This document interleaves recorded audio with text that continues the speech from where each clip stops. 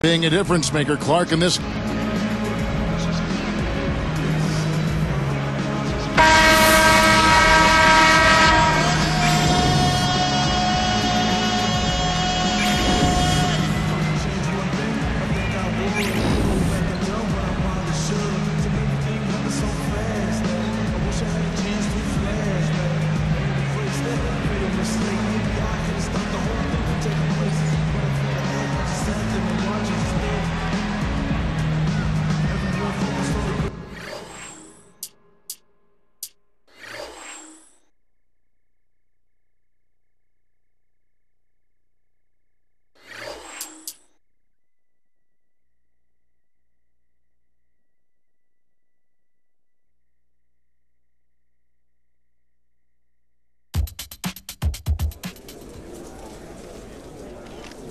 Now that game one of your NBA career is in the books, how would you rate your performance?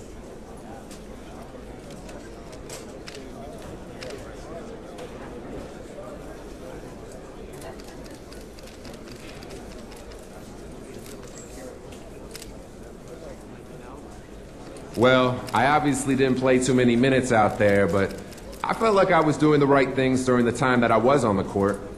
So, I feel like I can grow from this performance. You know.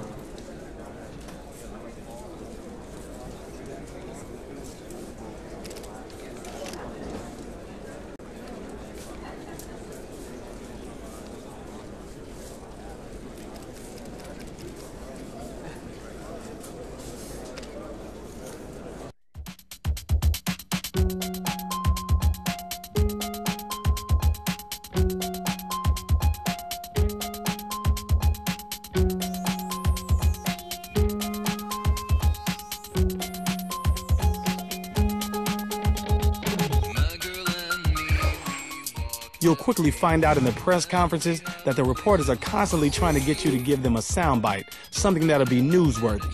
Be careful what you say in there, as it will have repercussions on the court. Slip up and say something negative about the fans, and they'll be booing you off the court. Criticize your teammates, and you'll find they are starting to freeze you out when you call for the ball. The press conference room is as much of a game as the on-court action, but you'll soon find that out.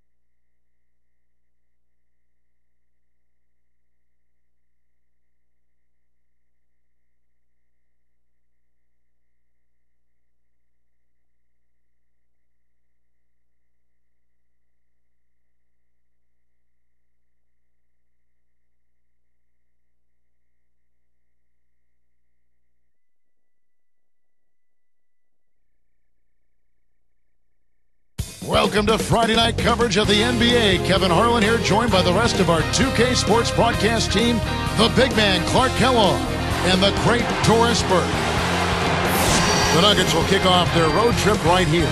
First time this season that these two clubs have faced off against each other. And of course, Denver. In a season ago, Clark, they won the matchup, winning 3 and losing just 1. Kevin, this is what I call a boomerang road trip. It's not very long, but they'll have a chance to get some things done here. Now the starting group for the Denver Nuggets. Chauncey Billups and J.R. Smith are the backcourt tandem. Melo and Kmart at the forward slots, and Nene. And for New Orleans, Weston Okafor, the big bodies down low. Chris Paul and Marcus Thornton are in the backcourt, and Ariza. This two-point guard attack, Clark, this Lawson-Billups tandem, reminiscent of some of the halfback tandems we sometimes see in the NFL. You know what? A lot of teams in the NFL... Al Harrington's checked in for Denver. Lawson comes in for Chauncey Billups. Here's Paul. He picked up 15 points in their last win against Milwaukee.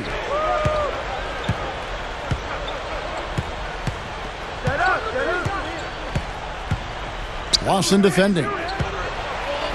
And there's Ariza. That's good on the assist by Paul. Ariza's got 5. Talking about those point guard tandems, it's tough to have a guard set that can handle both those types of backs. Yeah, and you're right, Kevin. If you look at the success football teams have with multiple running backs, it's hard to not see why it would work in the NBA as well. We'll go to Doris Burke, who spoke with head coach Monty Williams. Well, Kevin, when it came to discussing their offensive game plan, he was a little reluctant to give too much away.